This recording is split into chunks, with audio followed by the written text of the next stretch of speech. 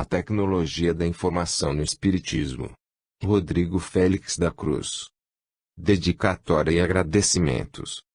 Dedico este singelo livro ao Pai Maior, a espiritualidade amiga da colônia Recanto de Irmãos que me intuiu na redação e equipe do site Luz Espírita. Na qualidade de mero compilador de conhecimentos, registro meus agradecimentos aos amigos Carlos Baxeli, Médium, Paulo Pio, Centro Espírita Perseverança, Rogério Leite, Médium, Eri Lopes, Equipe Luz Espírita, Wilson Forner, e Dr. Bezerra de Menezes a Caminho da Luz, Eduardo Alves, Grupo Vocal Vinha de Luz, Sérgio Torres, Revisor, Wilma Cunha, Médium da Associação Espírita Beneficente Casa Amiga, Wilton Oliveira, Médium da Equipe Luz Espírita. Do plano extrafísico agradeço aos amigos Cesaranzi, Colônia Recanto de Irmãos, Rogério, Colônia Recanto de Irmãos, Instrutor Aniceto, Nosso Lar, e Dr. Inácio Ferreira. 1. Apresentação. Sexta, 21/10/2011, 3 horas. Mensagem recebida por Wilton Oliveira. Caros amigos, foi com grande alegria que recebemos do irmão Rodrigo Félix a pedida para a prestação de serviços de nossa parte. Hoje, em vista do crescido avanço da tecnologia da informação, temos, nós cristãos, grande charrua para nos auxiliar no cultivo das sementes que nos foram entregues há 1 século e meio atrás, pela via laboriosa de nosso irmão leonês, Allan Kardec, que mais tarde teria sua obra enriquecida pelo iluminado labor mediúnico de Chico Xavier. Nos dias que se seguem, em nossa tarefa de conduzir, com braços firmes e fraternos, os ensinos do Cristo à luz da doutrina espírita, tomando para nós a responsabilidade que nos é devida. Assumindo nossa postura com coragem, para que não sejamos, a exemplo dos vendilhões do templo, envergonhados de nossa má conduta na casa do Pai. Que sejamos semelhantes aos trabalhadores da última hora, que, mesmo alcançando as tarefas em hora tardia, as desenvolveram com presteza e devoção.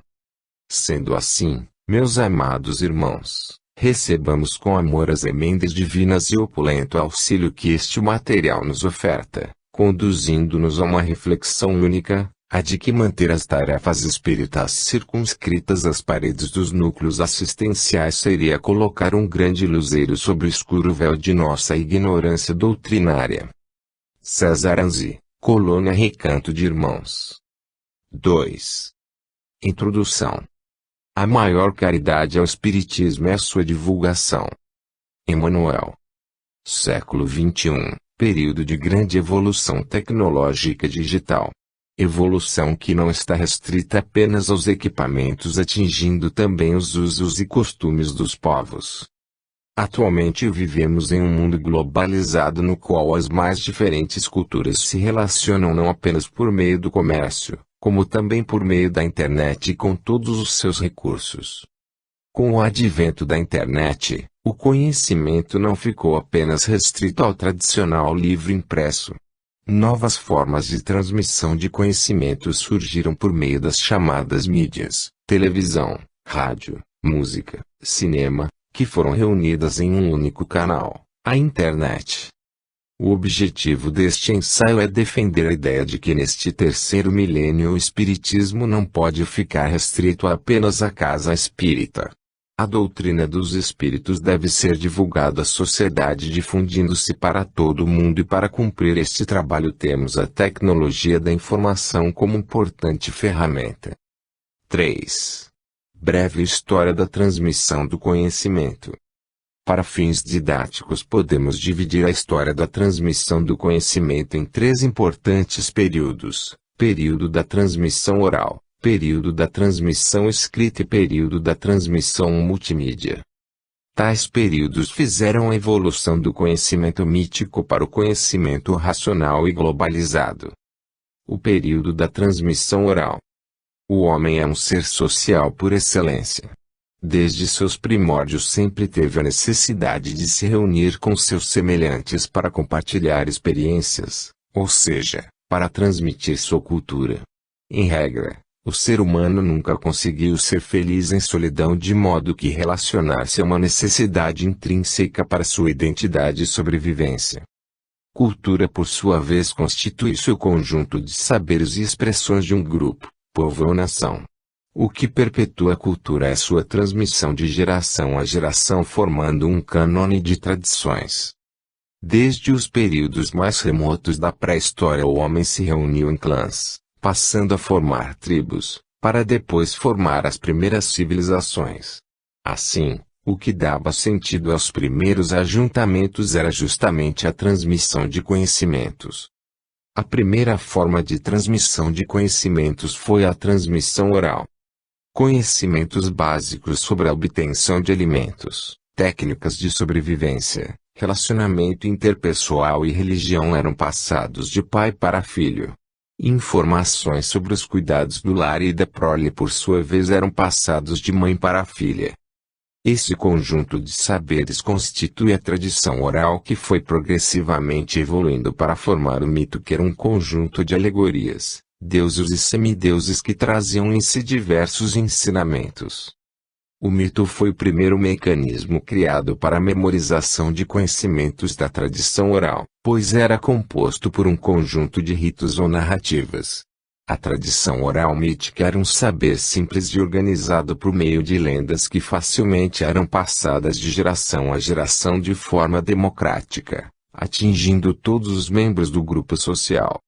Depois da criação do mito, a transmissão oral continuou evoluindo, mudando depois da forma narrativa para a forma poética e cantada. O canto poético foi uma inovação que permitia a memorização de grande quantidade de conhecimentos organizados utilizando-se a sonoridade das palavras. Sua origem ocorreu cerca de 10.000 anos antes de Cristo, tendo como seus maiores expoentes Homero e Hesíodo na Antiga Grécia. Homero viveu aproximadamente por volta de 850 a.C. e foi o grande autor das clássicas obras da literatura grega, Ilíada e Odisseia. A Ilíada era um poema épico que narra a guerra de Troia, na qual gregos e troianos lutam bravamente em luta pela sobrevivência e poder. Os principais personagens deste poema são Helena, Paris, Aquiles, Menelau, Agamenon e Odisseu, Ulisses. Os gregos vencem os troianos através de um estratagema. A construção de um grande cavalo de madeira, dentro do qual esconderam soldados para poder entrar na bem fortificada cidade de Troia. Hesíodo viveu cerca de 120 anos depois de Homero, compondo poemas que tratavam sobre os saberes míticos do povo grego e suas divindades. Suas principais obras foram o Trabalhos Dias e a Teogonia, cujo conteúdo é responsável pela maior parte de nosso conhecimento sobre a mitologia grega.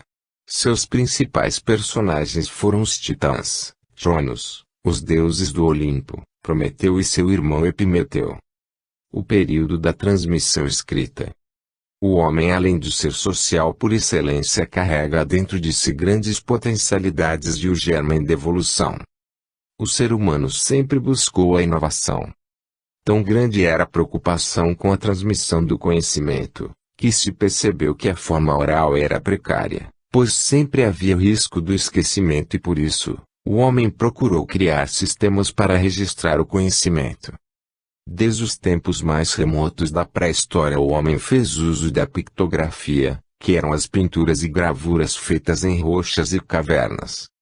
Cerca de 5.500 AC, sumérios e egípcios fizeram a evolução da pictografia, criando respectivamente a escrita cuneiforme, sinais grafados em placas de barro, e a escrita hieroglífica, figuras talhadas em pedras. A criação da escrita foi determinante para a formação das primeiras civilizações e foi o marco que fez a humanidade passar da pré-história para a história propriamente dita. Os egípcios não ficaram restritos apenas aos registros feitos em pedras. Inovaram o registro escrito com a criação do papiros cerca de 3.500 AC, espécie de papel feita com junco que nascia às margens do rio Nilo. O papiro foi usado durante muitos séculos, sendo sucedido na Idade Média pelo pergaminho, pedaços de couro, No século 6 a. Os chineses começaram a fabricar um papel com características semelhantes ao nosso atual papel. Seu processo de fabricação deu origem ao moderno processo de fabricação. O problema da transmissão escrita do conhecimento é sua falta de democracia, passando a ser privilégio de uma minoria de pessoas letradas. O conhecimento passou a ser dominado pelas classes dirigentes e a grande massa popular passou a ser relegada à total ignorância. Por isso a tradição oral continuou a existir, pois era a forma que o conhecimento era transmitido entre as pessoas das massas. O conhecimento inicialmente estava sob domínio dos reis e sacerdotes das civilizações da antiguidade, passando para o domínio dos imperadores romanos e, por fim, para o domínio da Igreja Católica Apostólica Romana por toda a Idade Média, Renascimento, Era Moderna, Descobrimentos, e até o início da Era Contemporânea com o Iluminismo e a Revolução Francesa. O primeiro passo para a liberação do conhecimento foi a criação da imprensa no século XV pelo alemão Johannes Gutenberg, que por volta de 1439 inventou a impressão por tipos móveis confeccionados com chumbo. Sua invenção permitiu a impressão em grande escala. Sua maior obra foi a impressão da Bíblia de Gutenberg.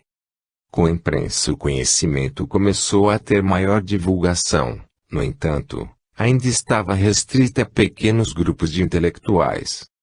O segundo grande passo para a liberação do conhecimento foi o movimento filosófico do século XVIII denominado de Iluminismo. Isaac Newton, Voltaire, Montesquieu, Jean-Jacques Rousseau, Denis Diderot, Benjamin Constant, dentre outros, romperam com o pensamento dogmático medieval e voltou-se para a importância da razão e da ciência.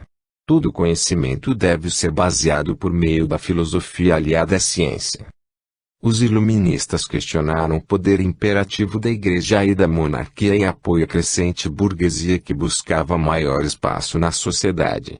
O iluminismo culminou com a Revolução Francesa e a independência dos Estados Unidos da América, eventos que mudaram substancialmente o mundo, dando início à era contemporânea da história. A principal contribuição do iluminismo foi a evolução do conhecimento mítico para o conhecimento racional. O período da transmissão multimídia. Depois que a humanidade passou do período mítico para o período racional, avanços sociais e tecnológicos ocorreram em intensidade até então nunca vista. A Revolução Industrial mudou totalmente os meios de produção que antes eram artesanais e passaram a ser feitos em linha de produção. O mesmo ocorreu com a transmissão do conhecimento que antes estava restrito a grupos privilegiados, passando então para as massas. Gradativamente o analfabetismo foi reduzido. As pessoas começaram a ter mais acesso a escolas e livros. No século XIX, Guglielmo Marconi inventou o rádio e nos Estados Unidos da América em 1906 iniciaram as primeiras transmissões radiofônicas. O rádio passou a ser um dos principais meios de comunicações até quase o final do século XX. Em 28 de dezembro de 1895, na França, os irmãos Lumière criaram o cinematógrafo, dando início ao cinema que evoluiu a forma de narrar histórias, passando a ocupar o espaço que antes era do teatro. A criação do cinema foi consequência da invenção da fotografia no século XIX. Em 1923, Vladimir Orikin inventou a televisão, que passou a ter suas primeiras transmissões em 1925 em Nova York. A televisão foi conquistando espaço entre as massas e sem dúvida foi o maior meio de comunicação do século XX. Um ponto importante a ser destacado é a diversificação na transmissão do conhecimento durante o século XX. Da mesma forma que o rádio não tornou o livro obsoleto, a televisão não tornou o rádio obsoleto, tampouco o cinema, pois os filmes passaram a fazer parte da programação televisiva. Essa diversidade de meios de comunicação é conhecida como multimídia. O computador e era digital. A invenção que mais revolucionou a transmissão do conhecimento foi o computador. Em 1936 foi construído o primeiro computador eletromecânico pelo engenheiro alemão Konrad Zuse. Sua invenção foi desprezada pelo governo alemão e foi ultrapassada pelos engenheiros americanos. Os engenheiros americanos John Presper Eckert e John Mauger criaram o ENIAC, Electronic Numeric Integrator and Calculator, que foi utilizado durante a Segunda Guerra Mundial no cálculo da trajetória de mísseis.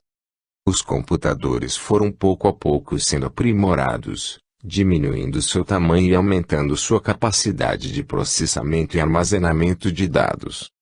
Durante a Guerra Fria em 1955, a agência americana DARPA, Defense Advanced Research Projects Agency, Agência de Projetos de Pesquisa Avançada, criou uma rede de computadores que, conectados entre si, poderiam manter comunicação mesmo em caso de ataques inimigo, pois o tráfego de dados poderia ser redirecionado em outras conexões. Esta rede de computadores deu origem à Internet.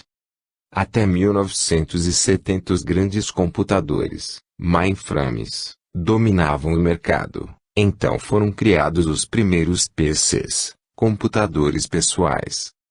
As três primeiras gerações de computadores refletiam a evolução dos componentes básicos do computador, hardware, e um aprimoramento dos programas, software, existentes.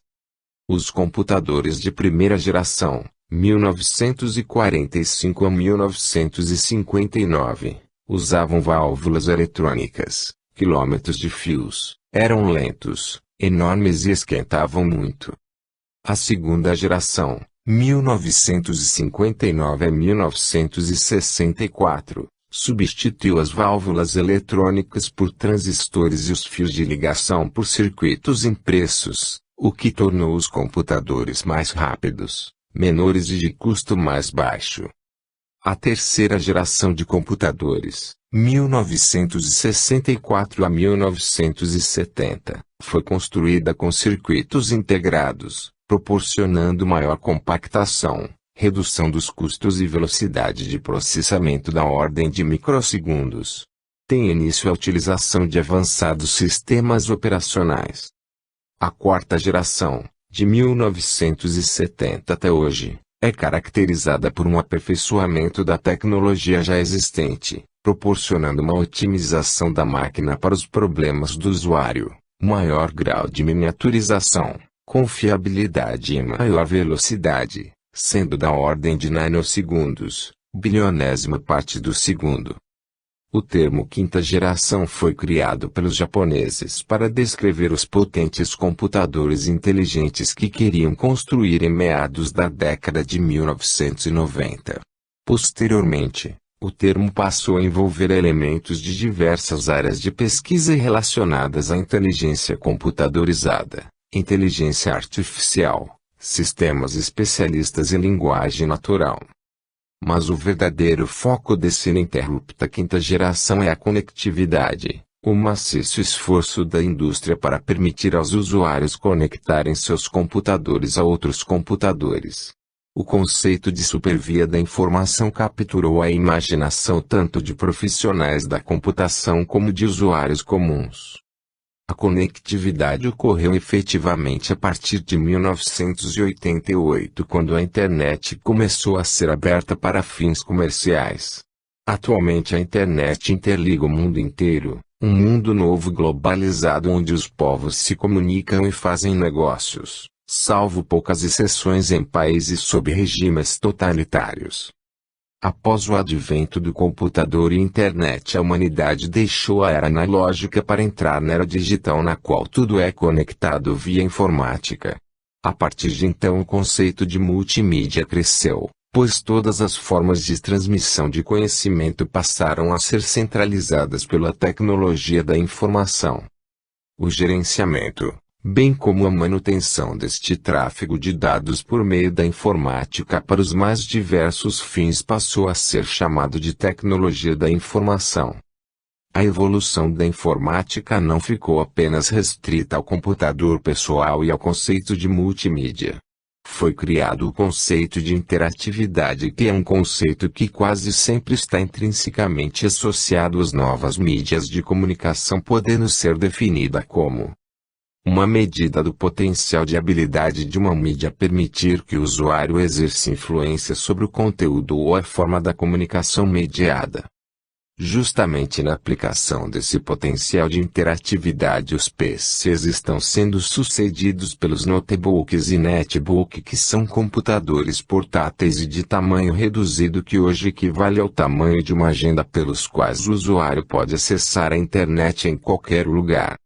Além dos notebooks e netbooks, as pessoas passaram a contar com celulares que, além de servirem para chamadas telefônicas, servem para acesso à internet, bem como os tabletes, que são pranchetas sem teclado que permitem o acesso à internet com um simples toque do dedo em sua tela. A evolução da informática não está restrita apenas ao hardware, equipamentos de informática, ela também ocorre no campo dos softwares, programas, que resultam numa quantidade maior de dados que são tratados em maior velocidade por meio de equipamentos cada vez menores e com aplicações mais abrangentes. Atualmente, a tecnologia digital e a multimídia estão presentes em diversas áreas, como educação, indústria, comércio, serviços e lazer. A grande expectativa desde século é a nanotecnologia, que é o estudo e manipulação da matéria em escala atômica e molecular. A nanotecnologia produzirá equipamentos em tamanho molecular que substituirá a atual tecnologia, que utiliza os chips, que por sua vez sucederam os transistores. Teremos então equipamentos menores que a cabeça de um alfinete. Termino este capítulo formulando uma questão: se as aplicações da informática já estão presentes em quase todas as áreas, por que não empregá-las na divulgação do espiritismo? No próximo capítulo abordaremos essa questão. 4. A visão espírita sobre a tecnologia da informação. Neste capítulo iremos estudar a visão espírita sobre a tecnologia da informação. O espiritismo foi codificado durante o século XIX, período no qual o principal meio de divulgação de ideias era a imprensa escrita, composta por livros, revistas e jornais, bem como pelos correios. No livro Obras Póstumas, Kardec postulou uma publicidade em larga escala, feita nos jornais de maior circulação, levaria ao mundo inteiro, até as localidades mais distantes, o conhecimento das ideias espíritas, despertaria o desejo de aprofundá-las e, multiplicando-lhes os adeptos, imporia silêncio aos detratores, que logo teriam de ceder, diante do ascendente da opinião geral. Desde o período da codificação, Allan Kardec sempre buscou todos os meios, mídias, disponíveis no momento para divulgar seus estudos. Além da edição de seus livros, ele utilizou-se de correspondências, de jornais, da Revista Espírita, Revue Spirit, de sua criação, bem como de reuniões públicas realizadas nos primeiros centros espíritas. Esta estratégia surtiu o efeito desejado por Kardec, pois alcançou os intelectuais, que eram o público-alvo do espiritismo nascente, que buscava pessoas dispostas ao desbravamento do mundo espiritual que até então estava sob domínio da Igreja. Era necessário que assim fosse, pois os intelectuais seriam os multiplicadores do conhecimento espírita, que gradativamente chegaria também às massas. O espiritismo cresceu grandemente na Europa, sobretudo na França da Belle Époque, final do século XIX até o início do século XX, mas infelizmente sofreu as consequências da Segunda Guerra Mundial, que abalou profundamente a vida europeia. No entanto, como a direção da doutrina espírita está a cargo da espiritualidade superior, o espiritismo foi transplantado para o Brasil, onde floresceu, inicialmente sob a direção de Dr. Bezerra de Menezes e através do trabalho missionário de Chico Xavier, que psicografou mais de 460 livros, fundando ainda diversos centros espíritas e obras assistenciais.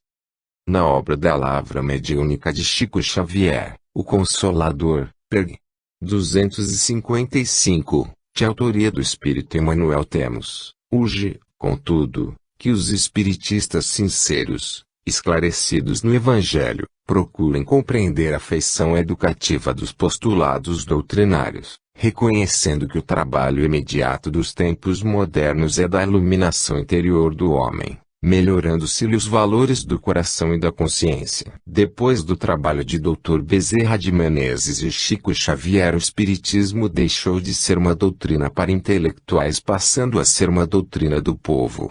Uma doutrina do esclarecimento e da caridade. Também de autoria de Emmanuel no livro Estude Viva capítulo 40 encontramos: divulgação em grande escala se consegue hoje através da internet, conhecida como a maior rede de computadores do mundo, que permite trocar informações dos mais variados assuntos, enviar mensagens, conversar com milhões de pessoas ou apenas ler as informações de qualquer parte do planeta.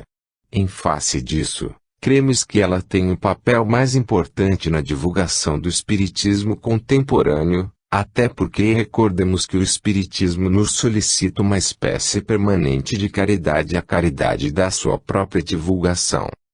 Emmanuel, que inicialmente acompanhou Chico na sua missão do livro para deixar grandes conhecimentos da espiritualidade para a posteridade, anteviu as necessidades do mundo atual.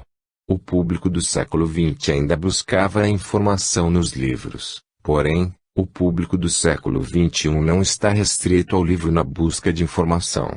O principal meio de consulta passou a ser a internet com todos os seus recursos. O benfeitor Emmanuel não apenas defende o uso da internet, como também o recomenda, ensinando-nos que a principal caridade para com a doutrina espírita é a sua divulgação. A internet é o meio de divulgação mais adequado aos usos e costumes de nossa geração online. As pessoas preferem acessar a internet em seus computadores, notebook, netbooks, tabletes ou celulares do que enfrentar o trânsito, se deslocar e buscar a informação do livro impresso. Não queremos dizer que o livro tornar-se-á obsoleto. O livro continuará a exercer seu papel na divulgação do espiritismo, no entanto não será o único meio para tal. O médium Divaldo Pereira Franco, em entrevista à revista virtual O Consolador em 13/04/08, disse: há um ano, quando comemorávamos 150 anos de existência de O Livro dos Espíritos, foi lançada esta revista, redigida especialmente para circular na internet. Passados 12 meses, que avaliação você faz da criação da revista e da importância da internet na difusão do espiritismo no globo em que vivemos?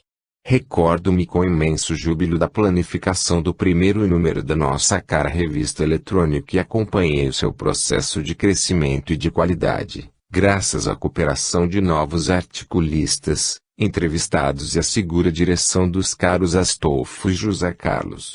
Penso que se Allan Kardec estivesse reencarnado, nestes dias, utilizar-se-ia da internet com a mesma nobreza com que recorreu à imprensa do seu tempo na divulgação e defesa do espiritismo diante dos seus naturais adversários.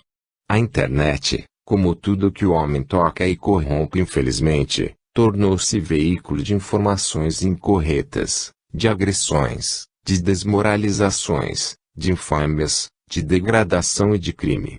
Mas também de grandiosas realizações que dignificam o gênero humano e preparam a sociedade para dias mais belos e mais felizes.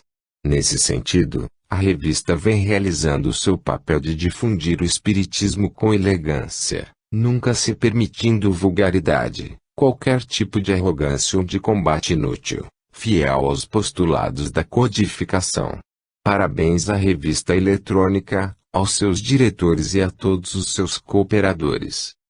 Outros segmentos religiosos já iniciaram o uso da tecnologia da informação. Inicialmente o rádio foi usado para a transmissão de missas e cultos evangélicos. Depois a TV foi empregada para o mesmo fim, sendo que atualmente temos canais de TV católicos, evangélicos, bem como horários alugados em diversas emissoras. Por fim temos a internet, na qual é possível assistir a programação religiosa, consultar a Bíblia, fazer pesquisas, pedir orações e fazer doações com cartão de crédito e débito. O movimento espírita iniciou os primeiros passos na diversificação das formas de divulgação. Não temos apenas o livro, agora já temos programas de TV como o programa Transição, temos a Rádio Boa Nova e diversos sites na internet, assim como TVs espíritas online. Entretanto, não podemos nos contentar com o que já existe, devemos aumentar e melhorar o conteúdo espírita em todos os canais de comunicação que existem. Infelizmente ainda encontramos alguma resistência dentro do movimento espírita que entende que o espiritismo deve ser feito apenas dentro da casa espírita. Sem dúvida a casa espírita física sempre será fundamental ao espiritismo, pois o contato humano é necessário à nossa evolução.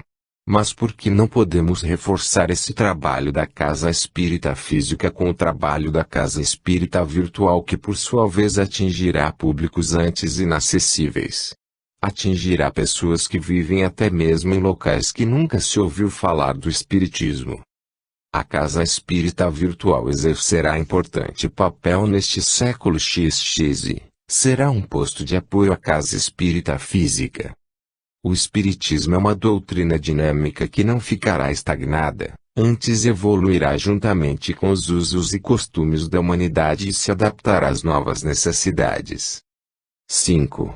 O emprego da tecnologia da informação no espiritismo. Depois do estudo da visão espírita sobre a tecnologia da informação e sua importância em sua difusão, passemos à parte prática do emprego da tecnologia da informação na divulgação do espiritismo. Mídias tradicionais, TV, rádio, cinema e teatro. A televisão ainda é um importante canal de comunicação para as massas, sendo utilizada pela igreja que possui vários canais de TV, como por exemplo, a TV Aparecida e TV Canção Nova. As igrejas evangélicas também investiram nesse tipo de divulgação. A Igreja Universal do Reino de Deus é proprietária de um dos maiores canais da TV aberta, a Rede Record. A Igreja Internacional da Graça tem seu canal a RIT e a Igreja Mundial do Poder de Deus vem comprando horários em diversos canais de TV. Na TV aberta no momento ainda temos apenas um programa, o programa A Transição exibido na Rede TV. E na internet. Felizmente na internet encontramos outras TVs espíritas como a Odissei, TV Alvorada Espírita e TV Mundo Maior. A problemática da concessão de TVs em nosso país é a política envolvida em seu processo. Embora o movimento espírita sempre se abstivesse de envolvimento com a política, é importante que seja fomentada a reflexão sobre a necessidade da obtenção de pelo menos um canal de TV espírita na TV aberta de nosso país. A programação de nossa TV infelizmente dá prioridade a programas de qualidade e moral questionáveis. Dessa forma a existência de uma TV espírita em canal aberto seria uma alternativa mais construtiva para esclarecimento das massas. Tudo o que foi mencionado sobre a concessão de TV pode ser aplicado à concessão de rádios espíritas. Atualmente temos a difusão das rádios Boa Nova e Fraternidade, dentre outras, que são alternativas aos ouvintes deste canal de comunicação. No momento a alternativa mais acessível ao movimento espírita é a transmissão de rádio e TV pela internet. Tal tipo de transmissão possui a vantagem de possuir menor custo e não depender de concessão estatal, bem como de poder atingir pessoas do mundo inteiro pela rede globalizada de computadores. Além da TV e rádio temos como mídia tradicional o cinema que também possui importância para a divulgação em massa do espiritismo. Antes, somente o cinema americano abordava as questões dos fenômenos espíritas. No entanto, o tipo de filme que mais se difundiu foi o chamado filme de terror que ao invés de instruir o cinéfilo, turva-lhe as noções de espiritualidade. Felizmente a espiritualidade está operante e intuiu ao cinema nacional uma série de filmes espíritas, dentre eles, Bezerra de Menezes, O Diário de um Espírito, Chico Xavier, Nosso Lar, As Mães de Chico Xavier, O Filme dos Espíritos e outros filmes que possuem projetos em andamento. Grande foi sua audiência que o filme Chico Xavier foi exibido no formato minissérie pela TV Globo. Das mídias tradicionais, o teatro constituirá uma alternativa interessante de difusão do espiritismo, sobretudo para os jovens. Podemos fazer adaptações de romances espíritas para o teatro e incluir os grupos de jovens em tal projeto. Já existem alguns grupos de teatro formados pela juventude espírita que fazem belíssimas apresentações em vários centros espíritas. Nossa sugestão nesse ensaio é não apenas incentivar tais grupos que podem agregar a mocidade espírita, como também de levar esse belo trabalho para o teatro profissional. O livro espírita e o e-book. Sem dúvida, até o momento o livro espírita é o meio de divulgação do espiritismo que teve a maior difusão. Isso foi previsto por Kardec, que iniciou a codificação e utilizou-se do livro para divulgar a doutrina, bem como por Emmanuel, que coordenou a missão de Chico Xavier em deixar para a posteridade mais de 460 livros. O livro espírita desempenhou importante papel para o movimento espírita, não somente em difundir conhecimentos espíritas, mas também para ajudar financeiramente as obras assistenciais promovidas pelas casas espíritas. No entanto, existem muitas dificuldades para sua expansão. Uma delas é a grande quantidade de carga tributária sobre a indústria gráfica, o que encarece muito o seu custo. No Brasil, o livro ainda possui um custo muito alto em comparação com os países desenvolvidos, dificultando assim seu acesso pelas pessoas mais carentes. Para minimizar esse problema, devemos incentivar a criação de bibliotecas circulantes nas casas espíritas constituídas a partir de doações. O livro espírita não deve ficar parado em bibliotecas pessoais sofrendo ação de ácaros e poeira. Devemos doar os livros que não usamos para a biblioteca de nossa casa espírita para dar a oportunidade para aqueles que não possuem condições financeiras de comprar os caros livros espíritas. Outro problema relacionado ao livro espírita é que na atualidade as editoras dificilmente dão oportunidade para novos autores e médiuns. As editoras seguem uma tendência em publicar somente editar livros best-sellers de autores já consagrados no movimento espírita como forma de obter sucesso na distribuição de seus livros. Devido a todas as dificuldades envolvidas na publicação do livro, alto custo e temor de encalhe de livros, o acesso a autores desconhecidos é limitado. Se o autor desconhecido não tiver a possibilidade de custear sua publicação com meios próprios ou de sua casa espírita, este não encontra outro recurso a não ser o e-book, pois até mesmo a impressão de pequenas tiragens possui custo muito alto. Aliás, quanto menor a tiragem, maior será seu custo. O terceiro problema relacionado ao livro espírita é a forma que a nova geração se relaciona com a transmissão do conhecimento. A maioria dos jovens prefere fazer suas leituras em telas de computadores, celulares ou tabletes ao invés de folhear livros de papel. Dessa forma, o e-book constituirá importante alternativa ao livro espírita, pois além de atingir o público informatizado, não tem os mesmos problemas relacionados ao livro impresso, tais como custo, transporte, armazenamento e conservação. Além dessas vantagens, o e-book possibilita a preservação do meio ambiente, pois não necessita de árvores para sua confecção. Para produzirmos 1 tonelada de papel são necessárias 2 a 3 toneladas de madeira, uma enorme quantidade de água, mais do que qualquer outra atividade industrial, e muita energia, estando em 5º lugar na lista das atividades que mais consomem energia. Em sua produção são empregados produtos químicos altamente tóxicos na separação e no branqueamento da celulose. Também representa um sério risco para a saúde humana e para o meio ambiente, comprometendo a qualidade da água, do solo e dos alimentos. O livro impresso, além de agredir o meio ambiente em relação à produção do papel, necessita de transporte que emite dióxido de carbono, contribuindo para o aumento do efeito estufa. Em resumo, dentro do raciocínio ambientalista, imprimir é antiecológico e retrógrado. Outro benefício trazido pelo e-book é a democratização do conhecimento espírita, pois esse livro digital não ficará somente entre os intelectuais, passando a atingir as pessoas leigas quanto ao espiritismo. A democratização trazida pelo e-book também se promoverá pelo maior acesso ao conhecimento espírita, pois o leitor que não tem condições financeiras de comprar um livro impresso com ele poderá ter acesso ao conhecimento. Antigamente a comunicação estava restrita aos meios de transporte, cavalos, charretes e navios. Depois, veio a imprensa escrita que tornou a leitura mais democrática, no entanto, ainda limitada a determinada região.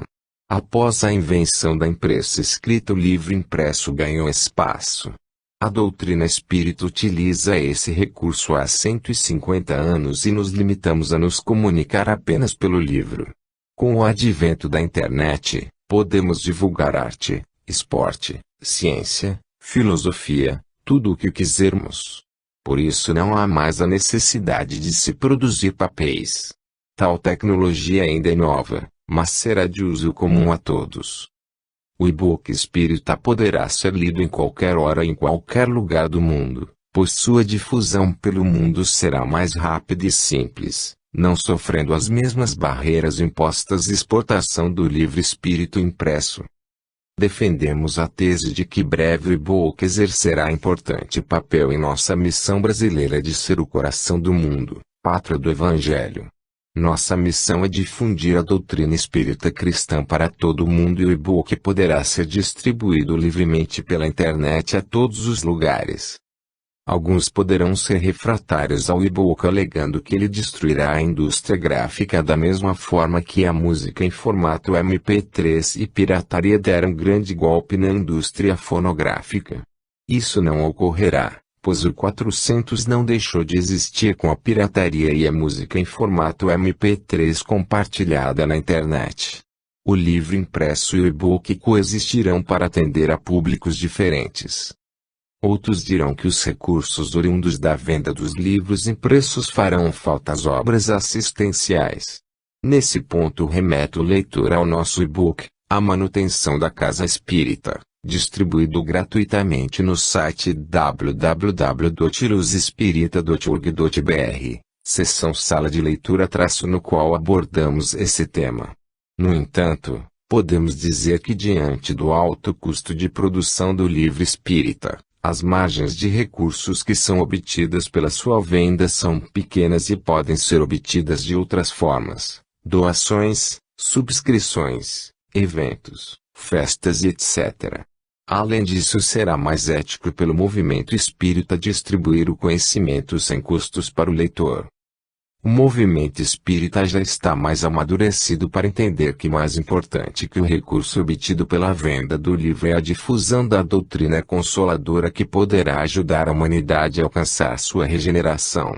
Os recursos para as obras assistenciais não faltarão, pois a espiritualidade superior está à condução dos rumos de nossa doutrina e temos muitos trabalhadores abnegados em nossas fileiras.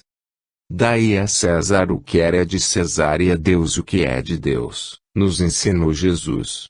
Nós devemos fazer todo o trabalho assistencial e de divulgação da doutrina de forma desvinculada com o dinheiro que deverá ser obtido por meio de doações e eventos para confraternização entre as pessoas. O e-book constituirá uma alternativa ao livro impresso que possibilitará uma distribuição gratuita dos conhecimentos espíritas, de graça o que de graça recebestes. Novas mídias, a Casa Espírita Virtual. Para tratar de forma didática sobre o emprego das novas mídias no Espiritismo, utilizaremos um paradigma para exemplificar o que poderemos fazer com estas mídias. O site www.luzespirita.org.br, a Casa Espírita Virtual. Acompanhamos o trabalho do site www.luzespirita.org.br desde a sua criação em 1º de março de 2008, que teve um início singelo intuído pela espiritualidade e atualmente constituiu-se uma verdadeira casa espírita virtual que possui atendimento fraterno, cursos de espiritismo online, videoaulas, palestras virtuais, bibliossíntese, blog, encontros em teleconferência, sala de leitura, música e assistência espiritual por meio de radiações. Todas as atividades do site Luz Espírita são feitas por voluntários dedicados à causa espírita, sendo coordenadas do plano espiritual pela colônia Recanto dos Irmãos. O site Luz Espírita como casa espírita virtual foi gradualmente reunindo as atividades básicas de uma casa espírita virtual e atende pessoas do mundo inteiro, possuindo conteúdo em inglês, espanhol e francês. Bastando ao internauta clicar na respectiva bandeira. O primeiro menu do site é o institucional, que expõe o objetivo de seu trabalho. Segue abaixo a transcrição. Sobre a Fraternidade Luz Espírita.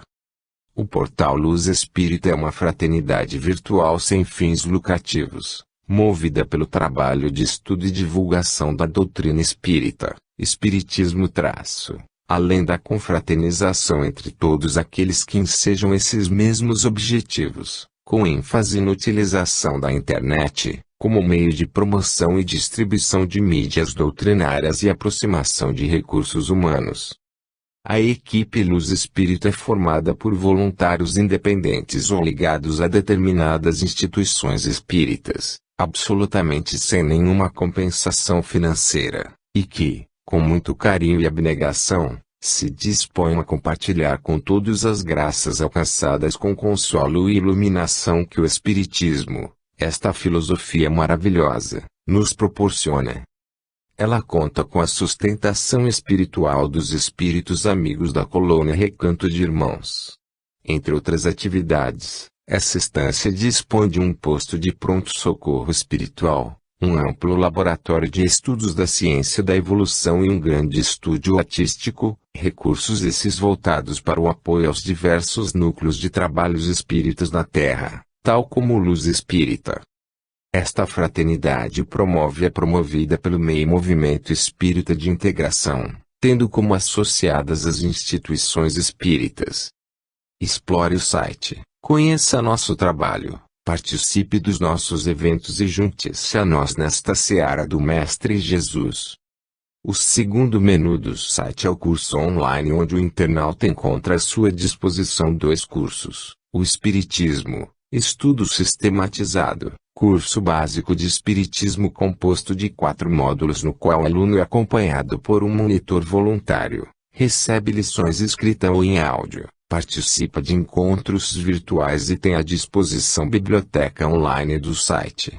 A procura pelo curso é tão grande que existe uma fila de espera para participar. Depois de concluir esse curso, o aluno pode optar por ser voluntário do site e também fazer o curso Filosofia com Espiritismo.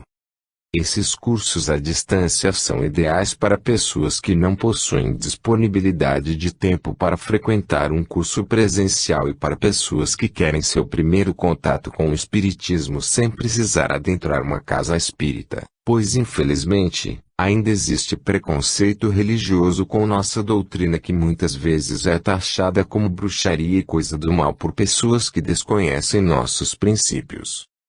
O terceiro menu do site é a sala de leitura, no qual o internauta encontra diversos livros espíritas em formato e-book para consulta e para baixar o arquivo.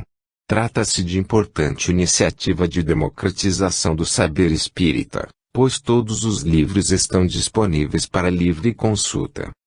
Graças a tal iniciativa tivemos a oportunidade de publicar nossos e-books depois de várias respostas negativas das editoras espíritas que querem apenas autores conhecidos, bem como a impossibilidade de custear a impressão de uma pequena tiragem. No entanto, tudo na vida possui um lado bom. Se de um lado não conseguirmos o patrocínio de uma editora ou bancar uma impressão em pequena escala, de outro lado podemos disponibilizar nosso trabalho gratuitamente a todo aquele que tiver de estudar os temas por nós ensaiados. Essa é a grande inovação da biblioteca online, pois para o autor espírita comprometido com a doutrina dos espíritos, mais vale a multiplicação de conhecimentos do que a fama como autor ou o reconhecimento financeiro.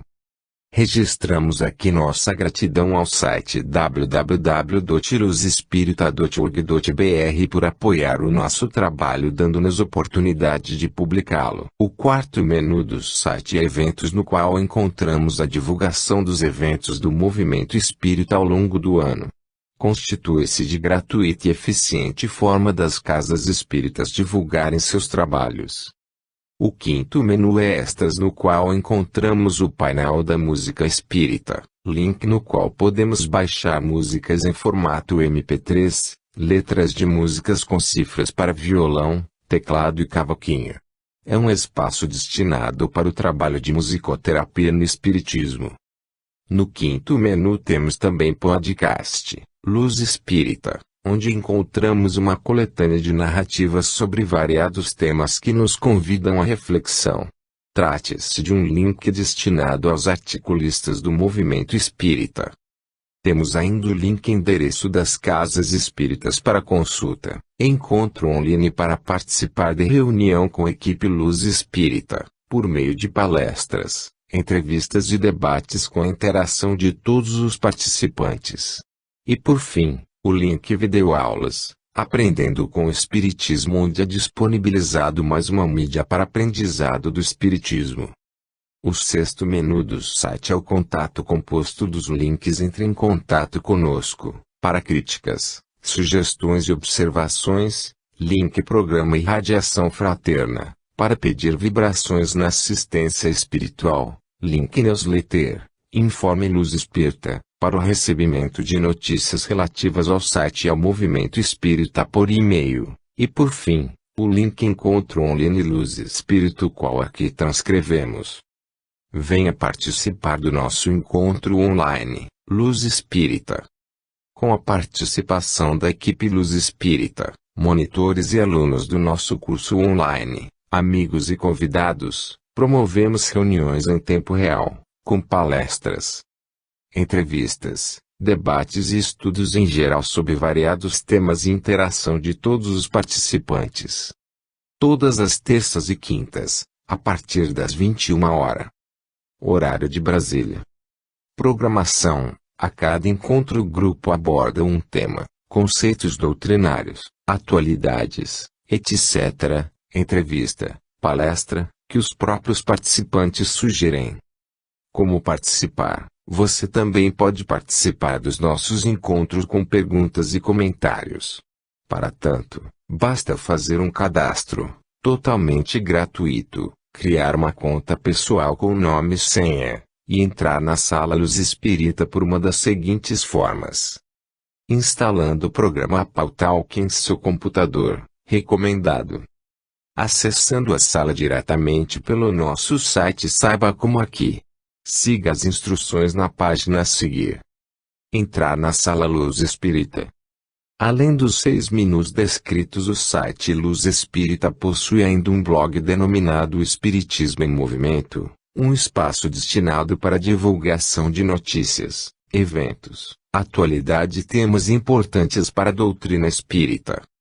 Com o passar do tempo, o site www.luzespirita.org.br implantou de forma pioneira tudo aquilo que defendemos como a casa espírita do futuro, uma casa espírita virtual, que não tem a pretensão de tornar obsoleta a casa espírita tradicional.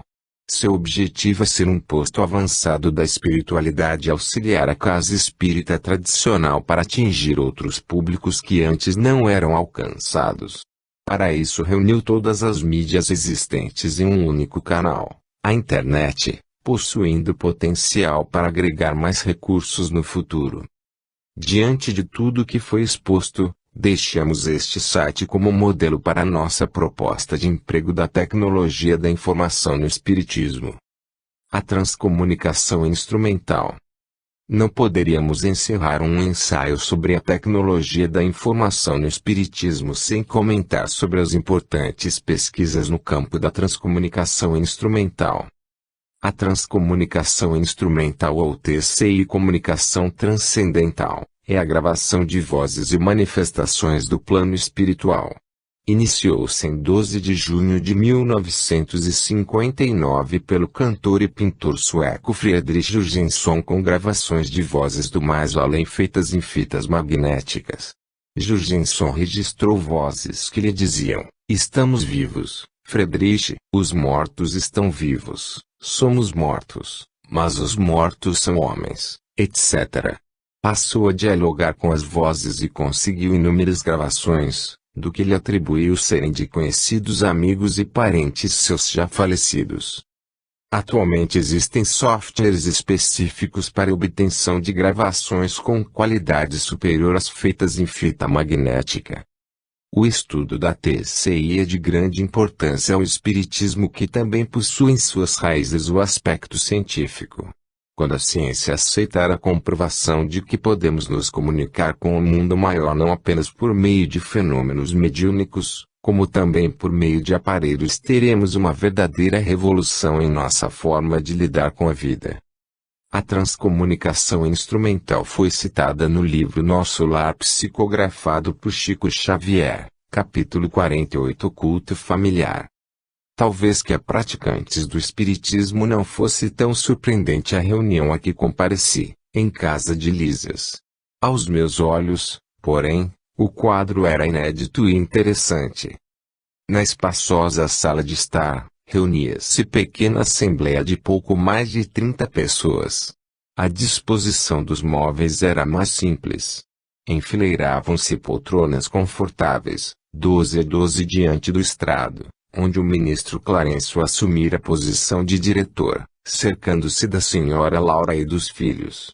À distância de 4 metros, aproximadamente, havia um grande globo cristalino, da altura de 2 metros presumíveis, envolvido, na parte inferior, em longa série de fios que se ligavam a pequeno aparelho, idêntico aos nossos alto-falantes. Numerosas indagações me bailavam no cérebro. Na sala extensa, cada qual tomara lugar adequado, mas observava conversações fraternas em todos os grupos.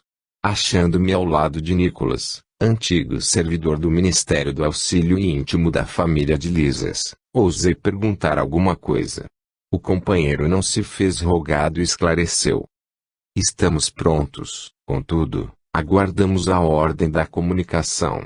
Nosso irmão Ricardo está na fase da infância terrestre e não lhe será difícil desprender-se dos zelos físicos, mais fortes, por alguns instantes. Mas virá ele até aqui? Indaguei. Como não? Revidou o interlocutor. Nem todos os encarnados se agrilhoam ao solo da terra. Como os pombos correios que vivem, por vezes, longo tempo de serviço, entre duas regiões. Espíritos há que vivem por lá entre 2 mundos. E, indicando o aparelho à nossa frente, informou. Ali está a câmara que nos apresentará. Por que o globo cristalino? Perguntei, curioso. Não poderia manifestar-se sem ele. É preciso lembrar, disse Nicolas, atenciosamente, que a nossa emotividade emite forças suscetíveis de perturbar. Aquela pequena câmara cristalina é constituída de material isolante. Nossas energias mentais não poderão atravessá-la. Nesse instante, foi Lísias chamado ao fone por funcionários da comunicação. Era chegado o momento. Poder-se-ia começar o trabalho culminante da reunião. Verifiquei, no relógio de parede, que estávamos com 40 minutos depois da meia-noite. Notando meu olhar interrogativo, disse Nicolas em voz baixa. Somente agora há bastante paz no recente lar de Ricardo, lá na terra. Naturalmente, a casa descansa, os pais dormem, e ele, em a nova fase, não permanece inteiramente junto ao berço. Não lhe foi possível continuar. O ministro Clarencio, levantando-se, pediu homogeneidade de pensamentos e verdadeira fusão de sentimentos. Fez-se grande quietude e Clarencio disse comovedora e singela prece. Em seguida, Lísias se fez ouvir na cítara harmoniosa, enchendo o ambiente de profundas vibrações de paz e encantamento. Logo após, Clarencio tomou novamente a palavra. Irmão, disse Traço, Enviemos, agora, a Ricardo a nossa mensagem de amor. Observei, então, com surpresa, que as filhas e neto da senhora Laura, acompanhadas de Elisas, abandonavam o estrado, tomando posição junto dos instrumentos musicais. Judite, Yolanda e Elisas se encarregaram, respectivamente, do piano, da harpa e da cítara, ao lado de Teresa e Heloísa, que integravam o gracioso coro familiar. As cordas afinadas casaram os ecos de branda melodia e a música elevou-se, cariciosa e divina, semelhante a gorjeio celeste. Sentia-me arrebatado a esferas sublimes